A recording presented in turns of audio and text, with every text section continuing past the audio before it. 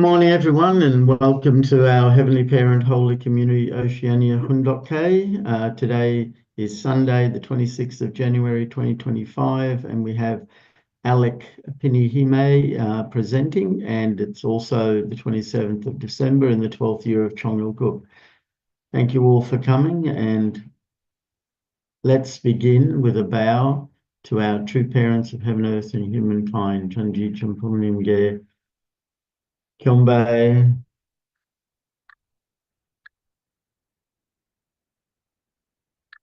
Paro. And let's recite our family pledge, both in Korean and English. 하전맨세 5. 전일급 주인 우리 가족은 참 사랑을 중심하고 매일 주체적 전산세계와 대산적 지산세계의 통일을 향해 전진적 발전을 촉진할 것을 맹세하나이다. Family pledge number 5. Our family, the owner of Chongluk, pledges to strive every day to advance the unification of the spirit world and the physical world as subject and object partners by centering on true love.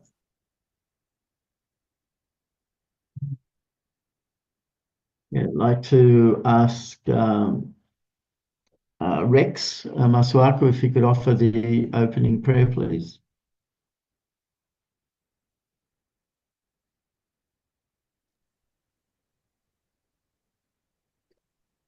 Our most beloved and parents, and our dearest parent of heaven and mankind. Father, thank you so much for this new day.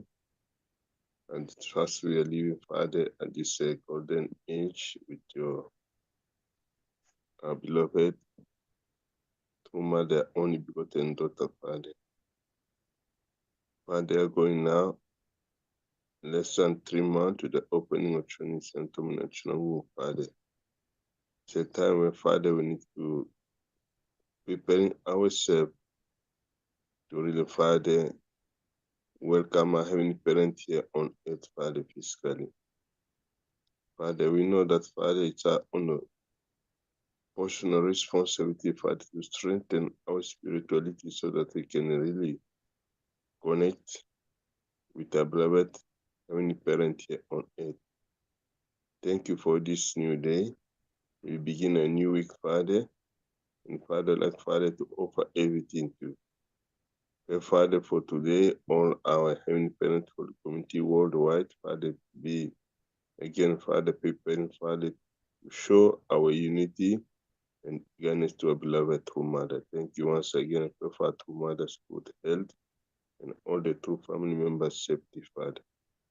Thank you once again. I report everything names. Valenel Masok, Blessed Santo Family, Adieu.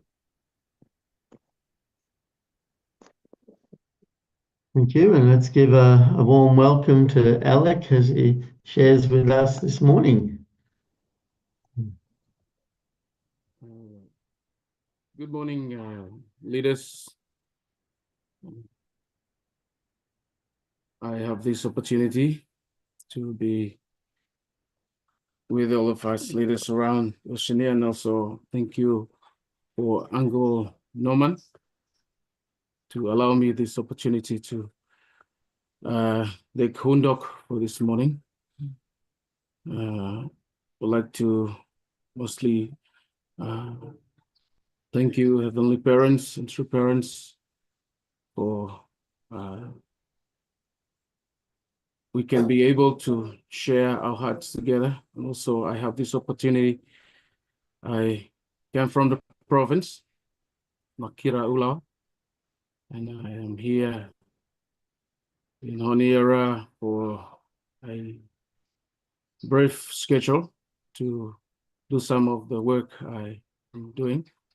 And I have this opportunity, I can share testimony today to leaders and also elders and unification, and also the holy community around the Pacific and also Asia. Today I'm going to read True Mother's speech from Mother of Peace. On page 65, the marriage supper of the Lamb.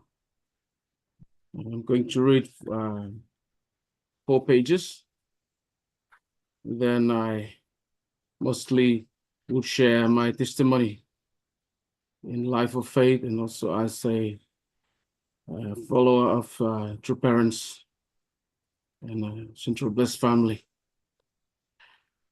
Chapter 3, marriage supper of the Lamb. True meaning of sacrifice. My mother obviously joined the Unification Church in Seoul on December 15, 1955. In the following year, a small yet historic first step was made as a John Unification Church convened its first public Sunday service at their home in Yaksa-dong. I was a young girl of 13 who has just graduated from Bongwe Elementary School. One day, when the sun was shining brightly, my mother said to me, "Let's go to Seoul for the day." Without knowing why we were going, I followed her. That was the day I first met Father Moon. Chongpa-dong Church, where we met, was a small 2-story wooden house. The current government has categorized it as enemy property because it had been owned by Japanese during their occupation of the country. It was more like a home than a church. I greeted Father Moon politely. As he returned the greeting, he asked my mother, "Who is this child?" "This is my daughter," she replied. With a look of surprise, Father Moon gazed at me as he said to my mother, "You have such a pretty daughter." He then closed his eyes as if in meditation and asked my name. I politely replied, "My name is Hak Chahan." As if struck by something, Father Moon spoke very softly to himself. Hak Chahan has been born in Korea. Hak Chahan has been born in Korea. Hak Chahan has been born in Korea. After saying this 3 times, he began expressing gratitude to God, saying, "You sent such a magnificent daughter, named Hak Chahan, to Korea. Thank you." Then Father Moon spoke to me as if he were asking me to gather my resolve. "Hak Chahan, you will need to make sacrifice in the future." "Yes," I replied, surprised at my own forwardness. On the way home, on the train, my mother and I thought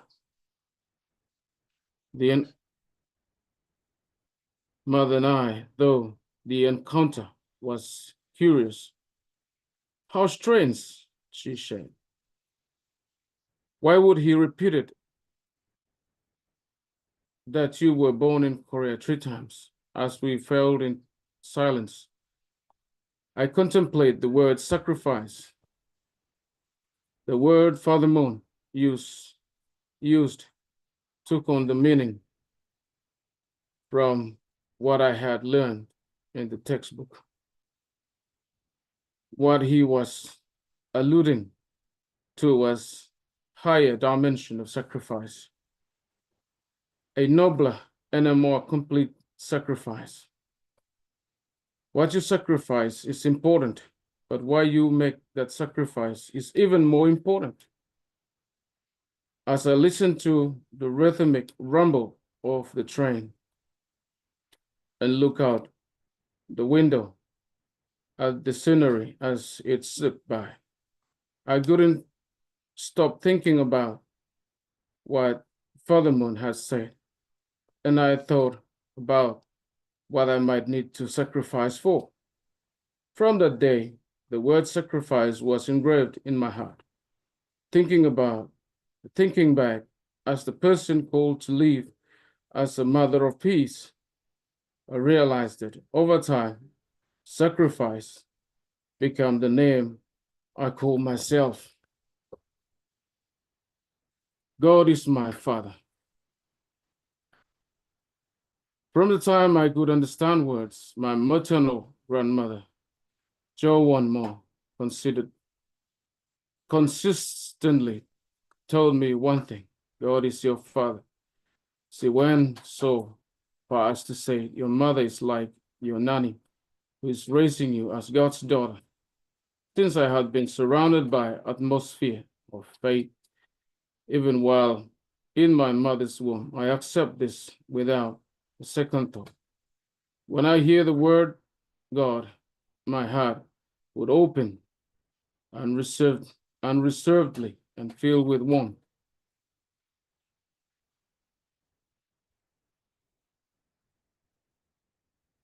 My mother did not mind investing herself, body and soul, for the purpose of raising me to reject secular life and follow God's way. She lived with single-minded devotion in absolute unity with obedience to God. After joining the Unification Church, our family moved to Seoul, when she worked ever harder to protect me from the world's temptation. As a result of her dedication, God allowed me to see myself as a noble crane. Even as the adolescent in the middle school, I poured my heart in quiet reading and study. I attended Seongcheon Girls' School, middle school located in Sajin-dong of Seoul District, situated at the south foot of Mount Inwon. It was a small school that seemed to always bathed in sunlight. From the moment its founding, that school shared in suffering of the Korean people. It was established in May 1950, and that's to close less than a month later to the Korean War. After the war, it thus reopened, and true to its mission, the school prepared many girls to become talented women who would help build the prosperous country. In 1981, school moved to Yeongpyeong, the district of Seoul, and in 1984, it came as the change to Shancheon Girls Middle School. Our Tongil group acquired this school in 1987 and brought it to the Sang-hak Education Foundation. I have continued to give it support and attention. In the middle school, I spoke little and developed a calm personality. I studied hard and always ranked at the top of my class. I was pretty and modest, and I was also quiet and well-behaved. I received love and attention from my teachers. My school life was uneventful. I only remember that I missed a day or two of school in the first year when I became quite sick. In my second and the third year, I received an award for earning the highest grade in my class. I prefer to read in the quiet spot and listen to the music rather than engage in the social life of sports. My hobby was drawing.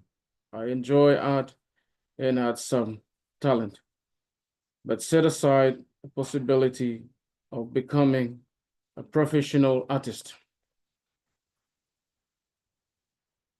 For all 3 years of the middle school, I was the class representative on the student council. And in the third year, I was the head of the student activities committee. I led many student activities, and this awakened my leadership ability. One day when the entire school was gathered, I went to the podium and announced the decision of the student council. The teachers complimented me on my poised and confident attitude.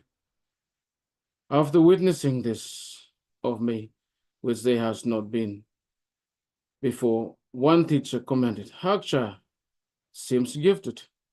I thought she was just quiet and docile, but actually she showed good leadership skill. During adolescence, I didn't worry about my life or losing my way. I credit this to my grandmother, and the mother instilled in a deep faith in God and the habit living in attendance to Him. My mother, in particular, strictly guarded my life of faith.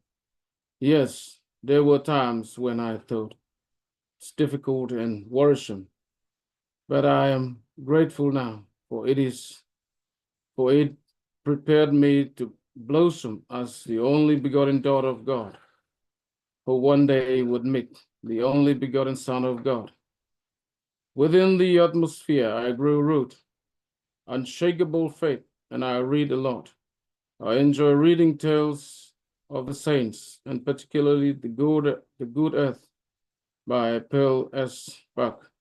The character in the book struggled against nature and faith. The story helped me realize that ultimately we must return to the nature, embrace represented in that book by God. It is human nature to cling to God's embrace. I earnestly wish to be together with God, and for that reason, I devote songs and novels about the love of one hometown. And I know from young age that God is my Father. Naturally connect everything I read to God. I cut off entirely from the harsh secular world and live a trusted life as if I were a nun. I was aware that the higher power was guiding me and that my path has been prepared in heaven. Especially during this time, the Bible was close companion, and I cried to myself to sleep many nights after reading about God's history of creation.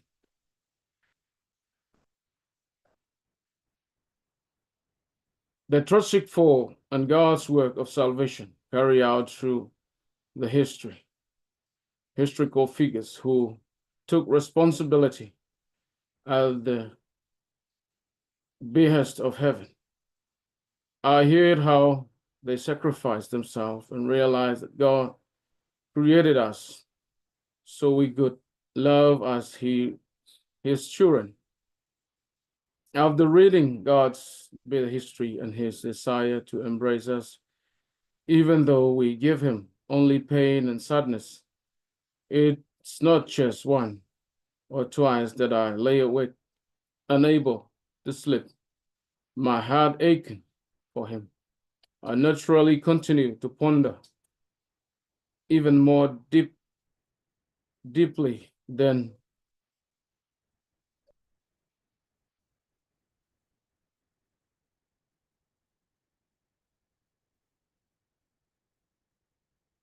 desire to embrace, and even we gave him only pain and sadness. It was not just once or twice, but I lay awake, unable to sleep, my heart aching for him. I naturally continued to ponder even more deeply than the then teacher Moon had said to me about sacrifice. The question, what can I sacrifice for God, was shaping my life. Without sacrifice and service, one cannot even begin to think. One is living for the sake of others rather than one for oneself. As I strictly cultivate my faith from the young age, I cherish a dream deep within my heart. That dream was to liberate my Heavenly Father, who throughout history gave himself for the salvation of humanity. I wish to free him from the chain of our fallen history. I cannot meet God from the position of reigning over others. He finds us when we are silently working for the sake of those in the greater difficult than ourselves. I come to know that when we think about God's will from the lower position, the position of suffering, and self-sacrifice, God's bitterness wash away, and he will come to us. During the post-war years, the streets of Seoul were full of wounded. Numerous children, including war orphans, were suffering from hunger, disease. Few people were able to get timely treatment when they become sick. I wanted to heal people in children, relieve their pain, and gather them to a brighter world, as it was time for me to enter high school. And in the spring 1959, I entered St. Joseph Nursing School. And this is the end of our reading. I'm going to share the second part of my Hundok, which is my testimony. As you all know, I am one of the blessed family of Solomon Islands, and the 400 million couple blessing me and my wife joined. So I am familiar with some of our leaders, even some of the elders around the Asia Pacific. They don't know me, but this morning I have this opportunity to share my testimony about church, joining the church. I joined the church while I was in the college, the Solomon Island College of Higher Education. So unknowingly, I meet missionaries, and they take me, and I'm so much blessed. And I thank Heavenly Father, Heavenly parents, and true parents, and to be able to create an opportunity for me to meet true parents, the Messiah, the second coming. When I always sometimes look at my family history, especially my grandparents, in my father's side and my mother's side. The reason why all of us happened to find a church. My grandfather from my father's side is a headman. He's a headman from the colonial days, and they selected him from the British Solomon Island Protectorate.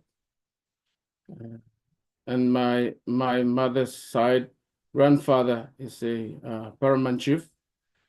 So I was wondering why God have to choose me from my tribe. I think I praise Heavenly Father that I come from this leadership tribe in which I can be able to have this greatest truth to share to my people. My father name was Ben Haruara and my mother Helen. A big difference. My mother didn't even go to school. She is some kind of not educated, and my father was the first accountant in Makira, Ulawa.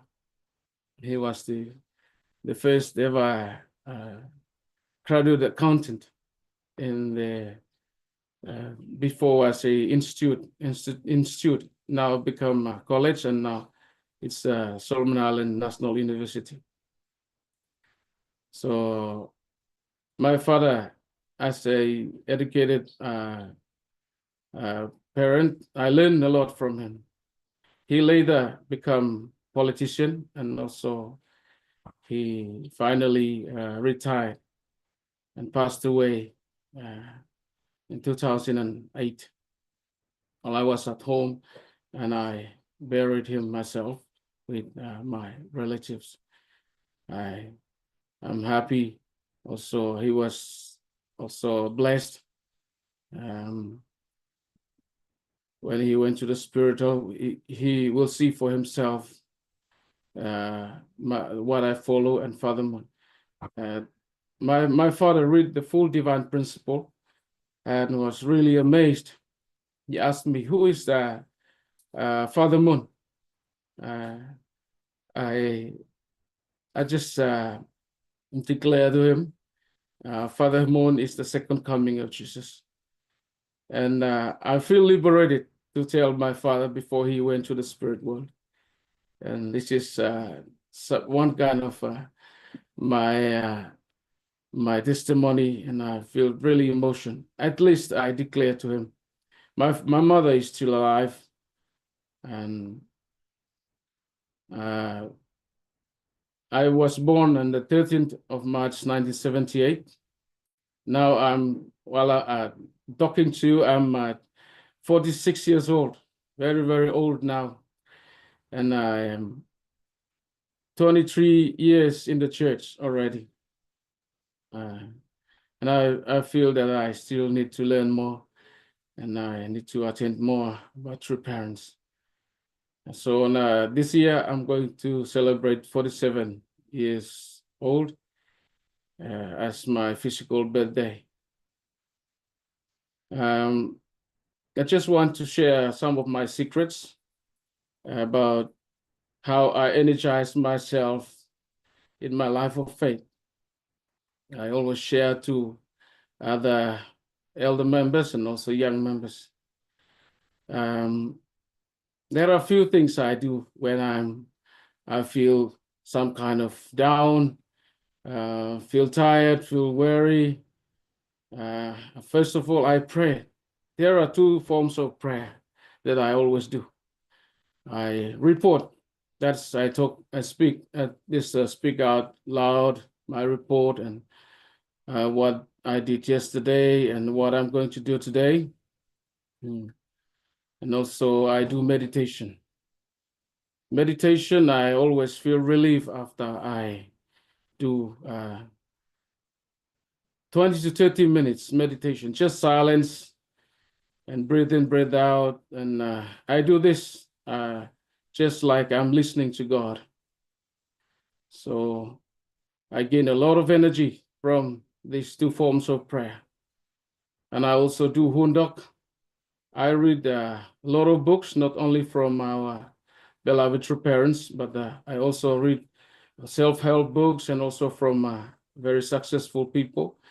And because I'm an entrepreneur, so I read a lot of books from the entrepreneur world. And I learned many, many things from them. So I thank Heavenly Parents and true parents for this culture of Hundok. I have learned many things from just Hundok itself, reading. And also one of the secrets that I have when I am really down and out, I just give a phone call to my national leader. Just a phone call. Just listen to his voice, give me a lot of energy. Just like plugging a power. When your phone runs out of power, you have to plug it to the power point. That's what I do all the time.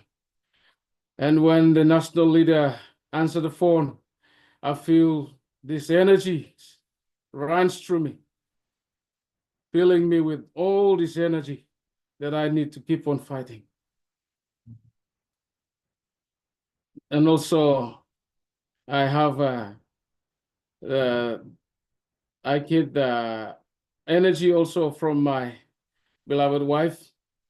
When I'm also down and out, then I will call her. We say a word of prayer and ask her what is her suggestion of something which I'm thinking about. Then out of the blue, she make a suggestion, and I praise God because all I need is given to me right away through my national leader and through even my wife. So those are the secrets that I happen to develop over this period of my 23 years in the church and also my life of faith. First of all, I joined the church in 1999. That is 23 years ago. I attended Divine Principle. It was hard, really hard. Just for me to convince one workshop is not enough, so I have to attend. I have all this spirit trying to push me. Sometimes I don't feel motivated.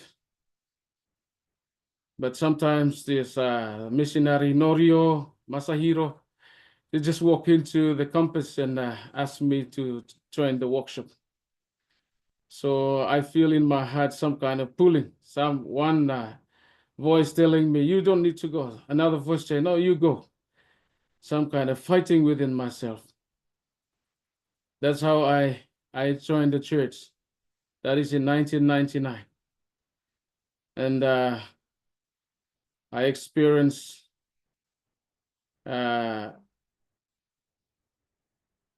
meeting true parents photo and having somebody explaining that this is the second coming. And I can recall trying to solo something very big. And it's some kind of, cannot go down my throat. So this is the Messiah. He's from Asia. Some kind of question. He should be Jewish. So because we have a Christian background, so it's really difficult to accept an Asian like true parents to be the Messiah. So I have this struggle until I continue. But the thing I didn't stop.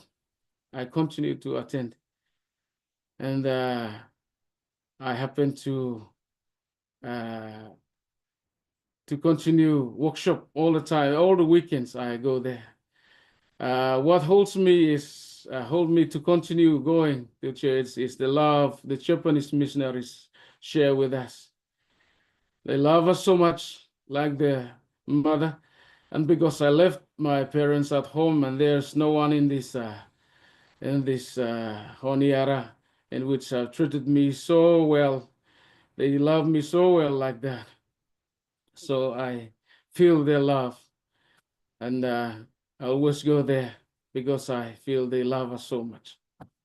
In 2000, I continue to attend the Divine Principle and continue to study. In 2021, there's an ethnic tension, rumors coming around, and people are starting to escape, and During the time, I have two strange dreams. I slept. The first dream, I dream about Jesus. Jesus walked into my room, and I was eating in a small plate of rice and some of the food in which the cooks from the kitchen prepared for us. Jesus knocked and walked in. He bring me a bigger plate with more delicious food. So he gave me the bigger plate with this delicious food, and he asked me to give the plate I'm holding. So I give away, and I start to cry because I see all this wonderful food that Jesus gave me. So I wake up and I start to think, what's the meaning of the dream? But I realize because I'm already studying divine principles, so I find the meaning that the plate of food which Jesus bring to me is the divine principle, and the food which the other plate is like the old truth. He replaced that with the new food. And then also I have another dream. I hear people shouting, Reverend Moon, come to the Solomon Islands. So I run to the main road, and there were in the car in the front was Jesus driving the truck, and Father and Reverend Gregstone driving the truck, and Jesus and Father Moon sitting behind the driver's seat. And I some kind of, wow, Jesus and Father Moon traveling together? Some kind of asking that question. Then the people started to draw some ropes. They tied the truck and the car and start to pull it back, tack it back. So the car didn't move forward. So in the dream, Father Moon looked straight to me and said, "Come here quickly, come." So I ran to him, and he gave me a small pocket knife. And he said, "You cut off all the ropes that the people tied to the car so that we can go free." So I ran to the back of the car and cut off all the ropes with that knife. And when the truck freely moved forward, I shouted to Father Moon, "Your knife! You forget your knife. Come and pick it." Then he shouted back to me, "Keep that knife. It's yours. It belongs to you." So when I wake up, I really start to think about what's the meaning of the knife and why Father Moon asked me to keep it. And I think about why Jesus and Father Moon were riding in the same car. Then I start to identify the meaning of the dream myself. Oh, Father Moon is the second advent. I have to accept it. I have to accept fully with my whole heart. And that is when I started to accept true parents as the second coming.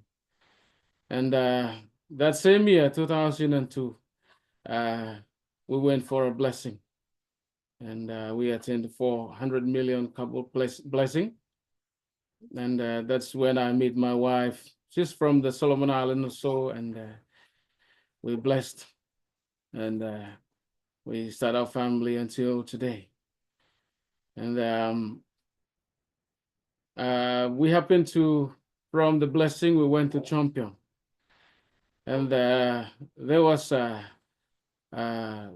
some members say that the true parents declare that the gates of hell, one of the hell's gate was open. Not until I returned home that I managed to prove, because when I reach home here, I have a dream, and the dream was about one of my mother's brother, a younger brother who died earlier, and also I meet that person in a dream, and he was walking from the mountain, coming down towards me. And because since he passed away, I really missed him so much, because he's young, and when he passed away, I'm some kind of still very young, and I missed him so much. Then I said, "Hey, uncle, you were here. Since you left us, this is the first time I meet you." Then he went down and hugged me tightly and said, "My house is up there on the hill." And I can see truly there was a beautiful house on the mountaintop. And he said something very amazing. He said, the gate, one of the gates, they open it. That's why we get out. They open one gate, so they allow us to walk out. And when I wake up, I realize the gate of hell, which true parents declare that open. So it allows that spiritual person to get out, and maybe he realized the importance of my position, and also the position of true parents. In 2023-24, there was a ethnic tension, and most of us were some kind of confused and fear for our lives. So I went home for 6 months. And because I have to come back and meet my spouse, so I returned and back to Oceania. In 2025, even though the ethnic tension continue, but we have to come back, and the graduation, which was about to happen from the School of Nursing. That is when I composed the song, The Crown of Peace. And I wrote the song just out of inspiration. And the first person to listen to the song was Uncle John Adamidis and Uncle Paul Saver. It was an amazing experience indeed, because Uncle Paul Saver said, "Wow, what a song." So then I stopped singing that song until lately. I started to teach the other young members, the New Hope, the One Heart choir team, that they start to sing the song and become very popular and become a holy song. I was a lecturer at that time, a Divan principal lecturer. So any workshop that arises, I always part of the workshop, and I usually take 1 or 2 lessons. In 2026, I work as a nurse, and I rented a house. Then I asked permission from my leaders to start my family. Even though I work, but I still give divine principle lectures from time to time. And there was a missionary in Kiribati, Japanese missionary by the name of Yoshinobu Murutani, and he requested to the headquarters so that one of the Solomon Islands could join him to do missionary in Kiribati. And happily, the leaders asked me, so I prepare to go for missionary in Kiribati. I asked to leave, unpaid leave from the ministry. And so for 3 months, I joined a team to Korea to do fundraising. And after I arrived back, I went down to Kiribati to meet Yoshinobu Murutani and stay there for another 3 months in Kiribati.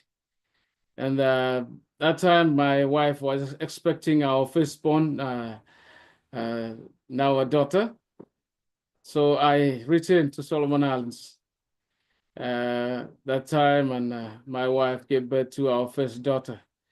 So since I was not working for the church, the government, I come to live in the property of church. the town ground property, and later moved to Baranamba.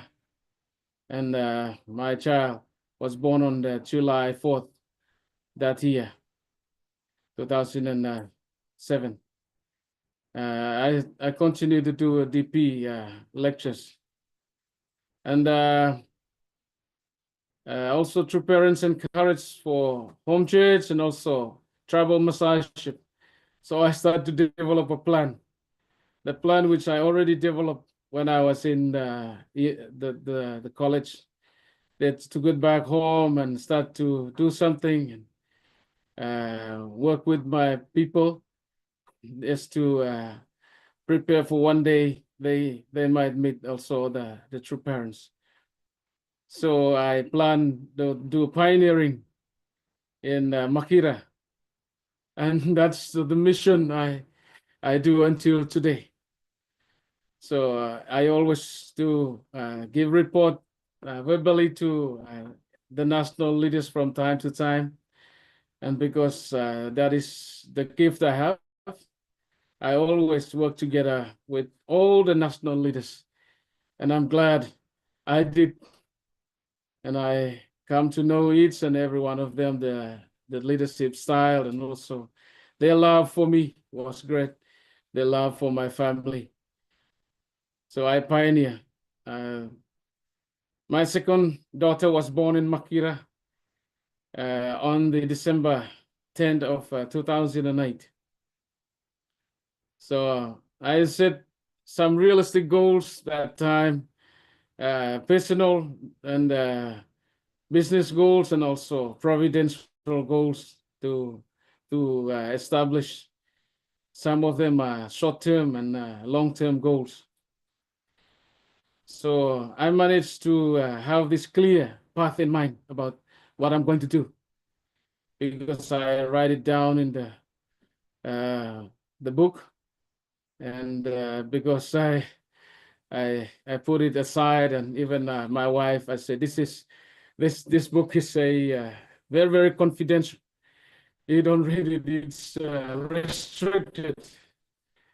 So sometimes my wife, when she wants to have some fun, laughing, she just grabbed that book and looked through, and she said, "Hey, you are dreaming." And I said, "True Father is the greatest dreamer. We must all dream to fulfill all what we were planning to do." So I already stopped as a nurse, and I went back to Makira to meet my family, and I started off with the business I'm planning, because I have to put food on the table and feed my children also. My wife is from Malaysia, and my parents warned me that you have to feed your children or else they will be hungry. So I have to work, I have to start business. That is when I go into the commodity, cocoa, copra, and timber. I started to do business in those commodities. In 2009, I registered one local association and continue with business. The Pinihimae Landowners Association was focused on conservation. That association was now continue until today. So I continue to work. My father died in 2010, and I bury him in our family graveyard. Today, my father received a blessing from the spiritual world, already liberated with all my ancestors. I also liberate all of them, 420, including all other relatives. And also, I pioneer in Makira for quite a long period of time until 2014, 15, and 2016. I continue with that business. My aim for setting up the business is I would like to set a model to all the blessed families. If they don't have a job, they have to find ways to support their family through creating businesses. And so that is my thinking, and also beginning from scratch, I started to have that business in mind until today. In 2017, I tried to convince the national government about my proposal, because I have a proposal to set up a cocoa factory in Makira, because the raw materials are available there, and also I can pick from around Gorol Canal and Malaita, and also some facilities are already in place. So I asked the government if they can fund my cocoa factory. I managed to convince the Ministry of Agriculture through the cabinet, and finally I got my proposal approved and ready for funding. But since the government has no money, that proposal takes quite a long time. So, and also in 2017, I bring my family down to Honiara, so that they can attend schools in New Hope Academy, and also in other secondary school for my two elder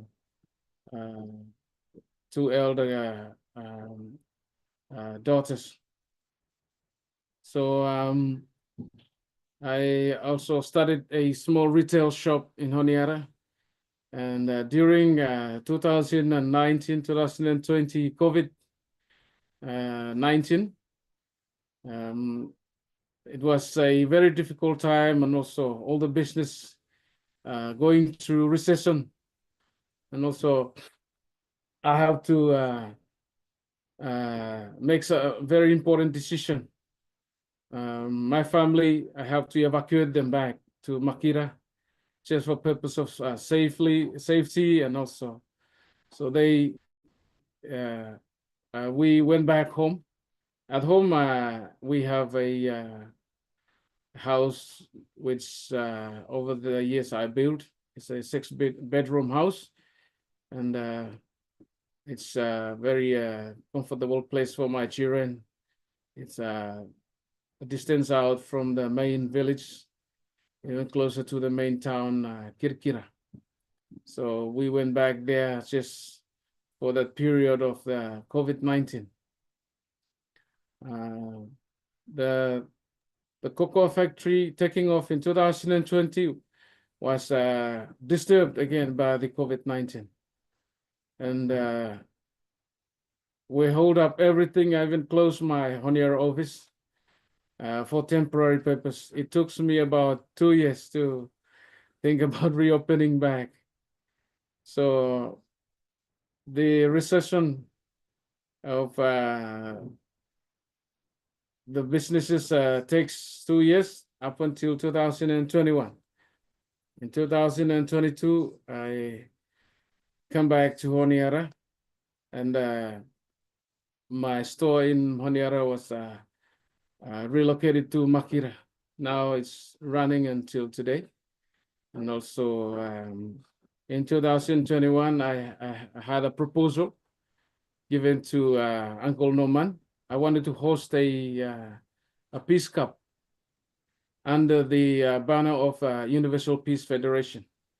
So approved by the national leader, I hosted the Peace Cup.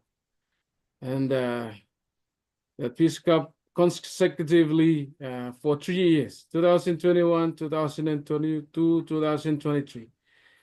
And the banner of Universal Peace Federation. So due to the peace schedule 2024, I'm not able to host that Peace Cup again. And I'm planning for this year, 2025. And in 2021, the prize is $10,000 for first prize and a trophy, Peace Cup trophy. In 2022, it's $20,000 Solomon dollar. and a peace trophy. And under the peace trophy, written sponsored by Universal Peace Federation. And also in 2023, the same thing, I hosted that game. It attracts the whole island, Makira.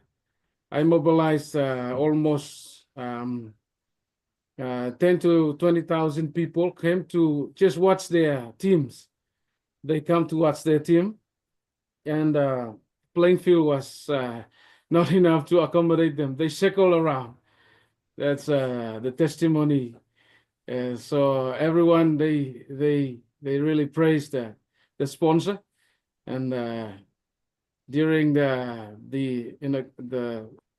inauguration speech, I told them that unfortunately the leader of the Universal Peace Federation was not here, but I'm here to declare the opening of the Kirikira Peace Cup. So this is very amazing. And this year, 2025, I'm planning to also host that one. And I will come up with a proposal, and I bring it to the national leader if they can also still fund that Peace Cup. And mostly my businesses also give a great amount of support towards those arrangement.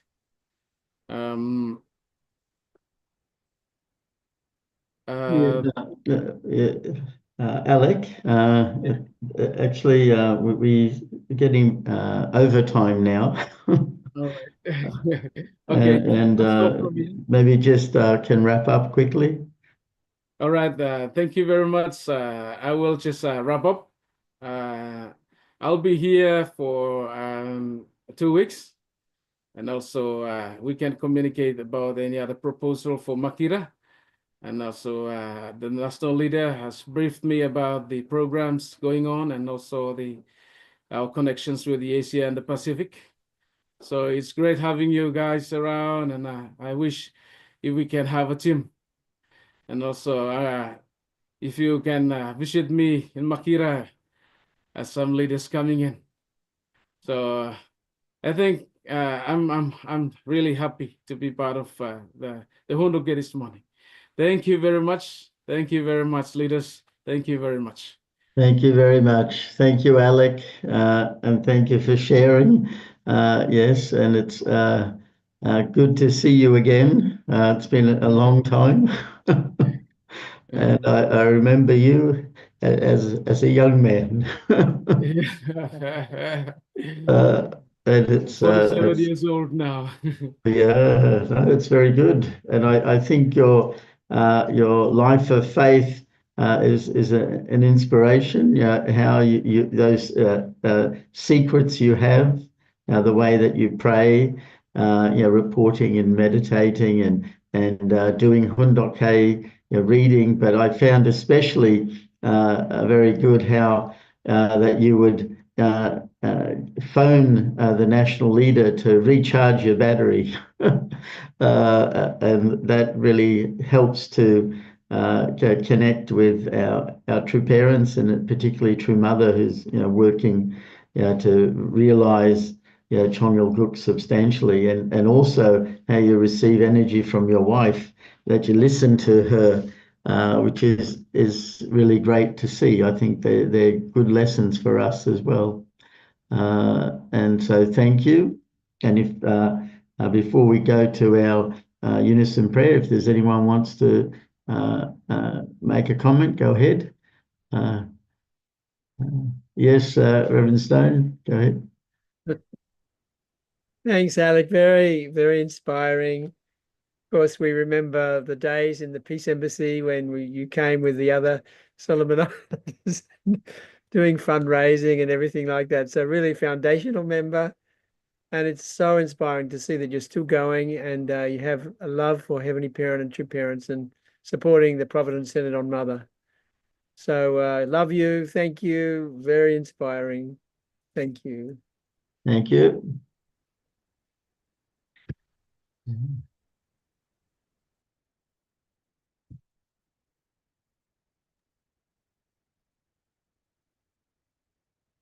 Yeah, and if there's anyone else wants to make a comment, yeah, Rex. Yeah.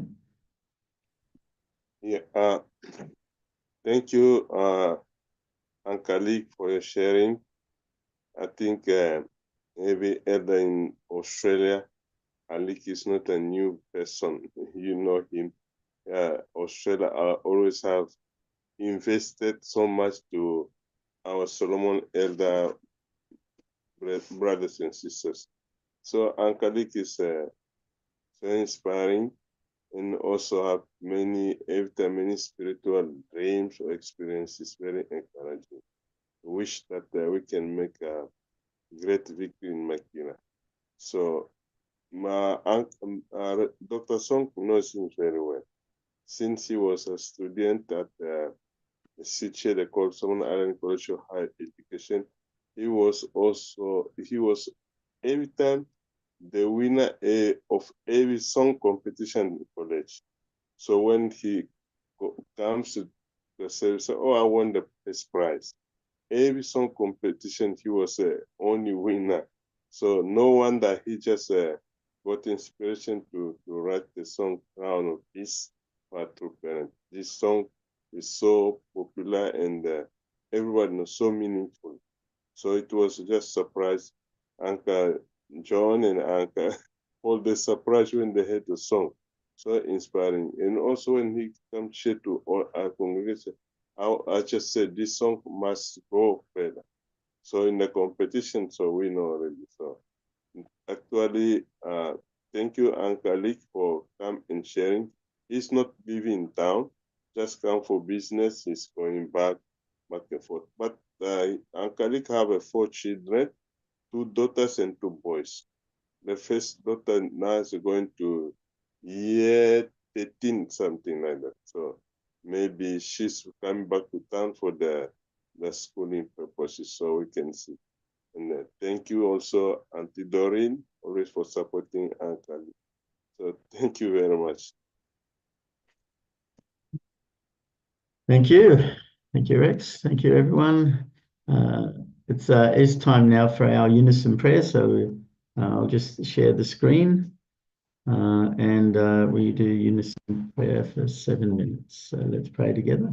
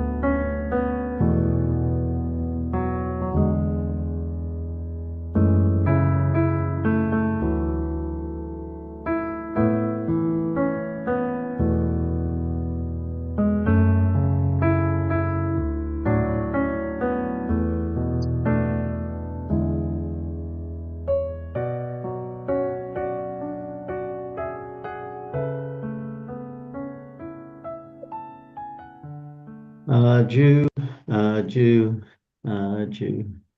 Thank you, everyone. Thank you. And I hope you have a great day. And thank you, Alick, for sharing. It was really great to see you and very inspiring. So everyone have a great day.